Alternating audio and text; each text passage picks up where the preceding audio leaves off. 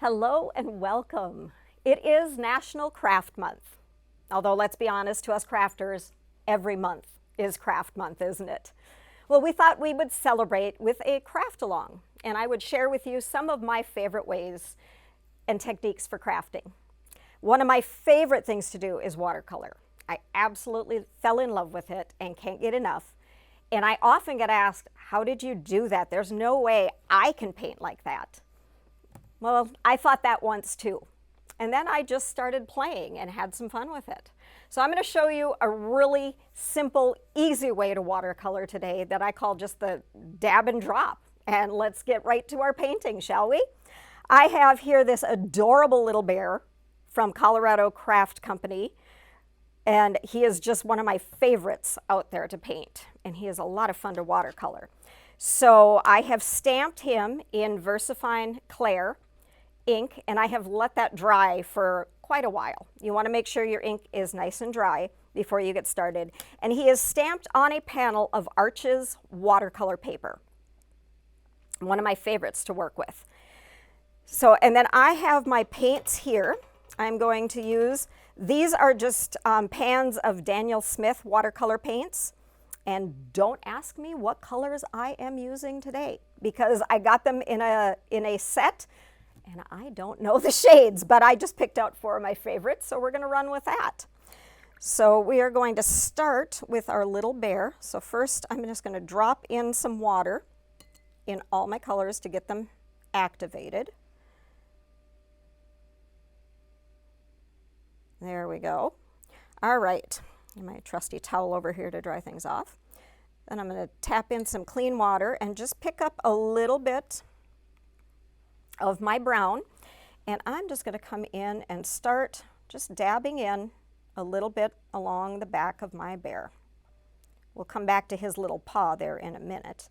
But I'm just going to dab in some color. Then I'm going to clean off my brush and come in with some clean water and just start to pull that color out. There are a lot of different techniques and ways they will tell you about watercolor.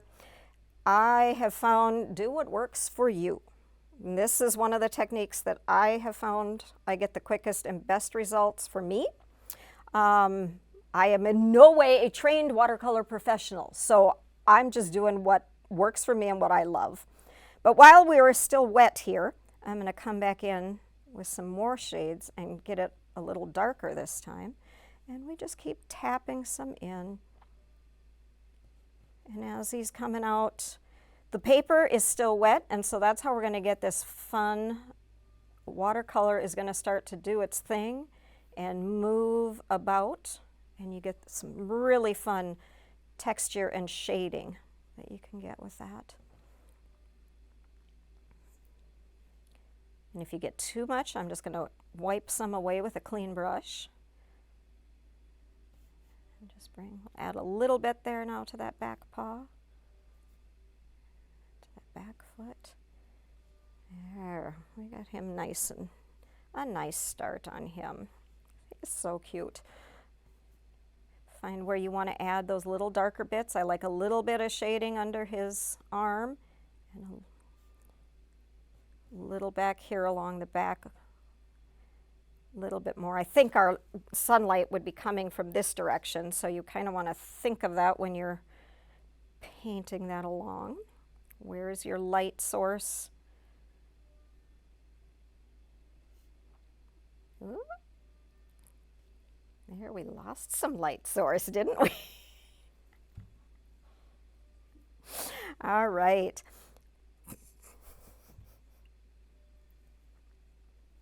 Okay, so next I'm going to come in and start to work on a little bit of sky texture behind him. So I've got a shade of blue over here, and actually first what I'm going to do is get some clean water, and I'm just going to kind of come in now with my clean water around my little bear, kind of think where I want my shades of sky to end up. Kind of avoiding putting any water in the flower just yet, because when I'm going to drop the paint in, it's going to go where the paper is wet. and it should avoid the spots where it's dry. So we're going to come in, just add some more in there, and we'll blend out some as we go. But then I'm just going to come in with my blue, and again I'm just going to start to tap that in, and then just pull it out. And if it gets too dark, I don't like how dark that is, I'll just add more water to it and take a little bit of that away.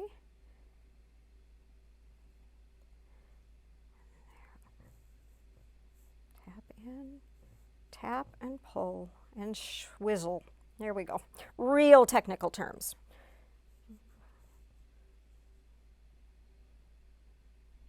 And we'll keep bringing that color up. So I think I would keep most of my darker color kind of close to my bear, and then pull that out and kind of fade it as we get further away from him. I don't have a technical reason for doing that. It's just kind of what I'm thinking looks the way I want. So we're going to just keep dabbing in.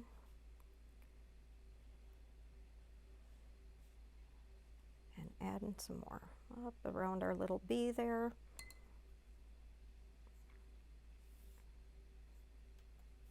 A little more color.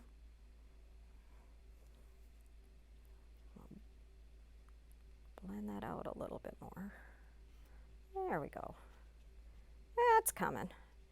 And I'm just leaving really rough edges on that just because I like the look. Makes me think of something I would find in a storybook. There we go. Now, I really want to pull some of that blue into my bear while it's still wet. I'm just going to take and dab in just the tiniest bits of that blue, kind of in some of those shadow spots. And that just kind of gives a cohesiveness to your paint and adds a little more interest and depth if you pull in those colors. And then I'll add in a little more of that brown to mix with that. And we get another layer going.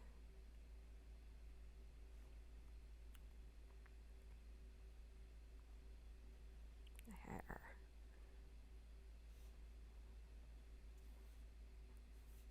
Losing a little of the blue, so we'll just tap in a little bit more.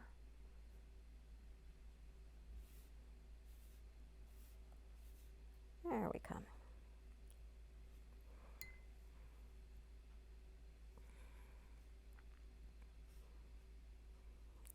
There we go. All right, now we're going to move on to our grass. Again, clear water. I'm just going to swoosh some down there. And we're going to go in with our green. I'm just going to tap that in.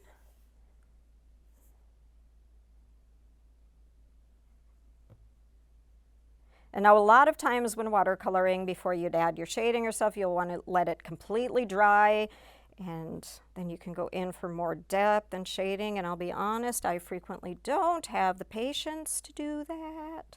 That's why I learned this kind of watercoloring. And then we'll go in just again with a little of that blue underneath to give some shadow and some depth out there. And we'll just kind of trail that off and fade it away. Lastly, we'll just add a little bit of green here on our leaf.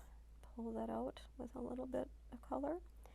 And that stem is awful thin, so you just want to kind of go in with that very tip, and I'm just tapping in a little bit of it. Just, you can't even hardly tell, but I know it's there. And then finally, we just have our flower. So I'm going to go in and wet our petals, and then just tap in our center a little bit of that nice red. Clean off my brush, and then I'm just going to lightly pull that out into the petals. A little more clean water, and we'll pull back a little bit to lighten those up.